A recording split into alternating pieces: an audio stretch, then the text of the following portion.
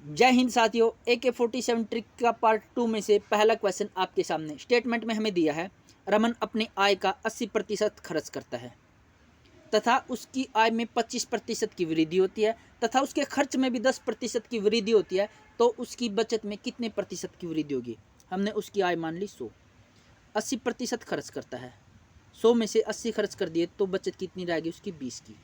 फिर दिया गया है उसकी आय में 25% की वृद्धि होती है। उसकी आय कितनी थी 100, 25% की वृद्धि होती है, 100 में 25% की वृद्धि हो गई तो कितना हो गया 125।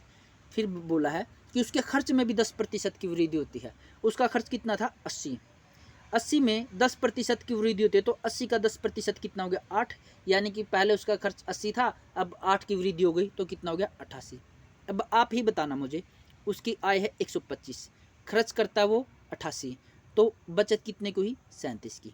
पहले उसकी बचत थी 20, अब है उसकी बचत 37, तो कितने की वृद्धि हुई 17 की।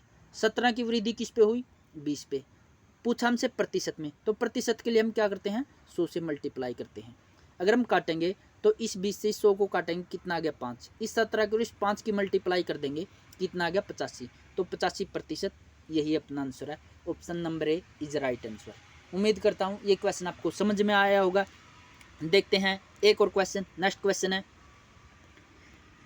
वह लघुत्तम संख्या याद कीजिए जिसे 12, 18, 36 और 45 से विभाजित किया जाने पर 8, 14, 32 और 41 शेष बचे। इंपॉर्टेंट क्वेश्चन है, एग्जाम में आ सकता है। वह लघुत्तम संख्या याद कीजिए, वह लघुत्तम संख्या याद कीजिए जिसे 12, 18, 36 और 45 से विभाजित किए जाने पर, और 45 से विभाजित किया जाने पर 8, 14, 32 और 41 शेष बचे।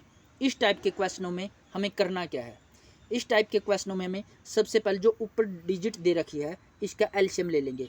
12, 18, 36 और 45 का एलसीएम लेंगे तो कितना आ जाएगा 180। कितना आ जाएगा 180। हमें पता अगर इस 12 में से 8 घटाएंगे तो कितना गैप आएगा 4 का। 18 में से 14 घटाएंगे कितना गैप आएगा 4 का। 36 में से 32 घटाएंगे कितना गैप आएगा 4 का। 45 में से 41 घटाएंगे कितना गैप आएगा 4 का। एक बात याद रखना, अगर ये गैप सभी का समान है, अगर ये गैप सभी का समान है तो इस एलसीएम में से भी इस 4 को घटा देंगे। 180 में से इस 4 को घटा दें कितना आ जाएगा 176। Option number A is right answer. देखते हैं एक और क्वेश्चन। यदि 48 वस्तुओं का क्रय मूल्य 32 वस्तुओं के विक्रय मूल्य के बराबर है तो लाभ प्रतिशत याद कीजिए। हमें दे रखा है 48 वस्तुओं का क्रय मूल्य, 48 वस्तुओं का कॉस्ट प्राइस बराबर है 32 वस्तुओं के सेलिंग प्राइस के। ये हमें स्टेटमेंट में दे रखा है। हमसे पूछा है कि लाभ प्रतिशत ज्ञात कीजिए।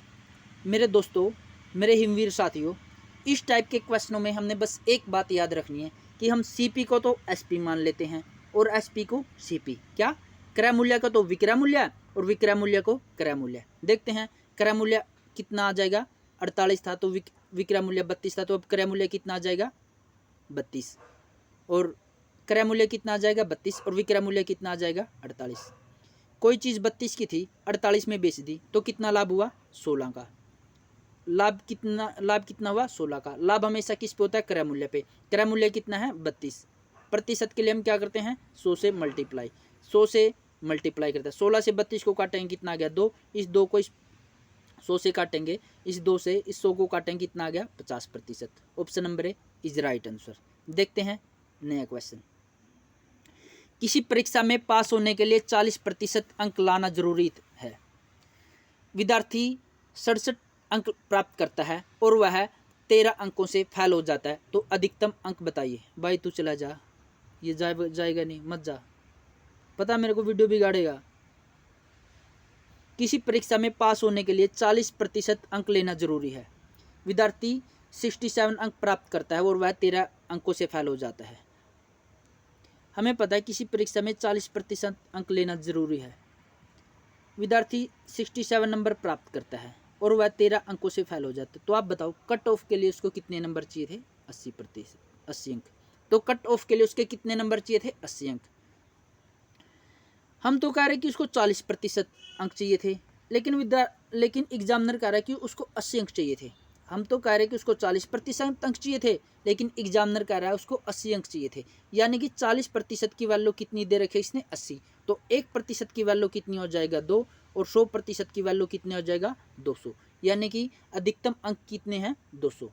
Option number A is right answer. उम्मीद करता हूँ इस वीडियो में जो भी मेरा कंटेंट के सवाल थे वो आपको पसंद आए होंगे। मिलते हैं एक और नई वीडियो में नए क्वेश्चनों के साथ। Thanks for watching. जय हिंद साथियों।